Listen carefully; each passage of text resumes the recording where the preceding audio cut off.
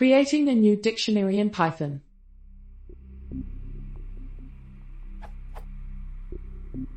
I want to build a dictionary in Python.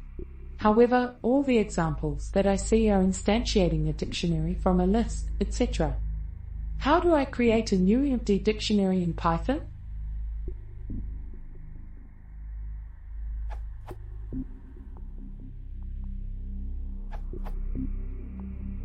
Call dict with no parameters. Or simply write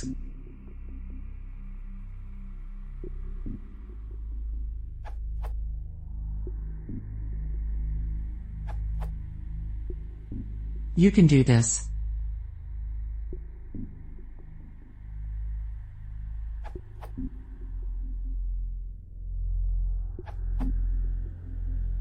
Knowing how to write a preset dictionary is useful to know as well.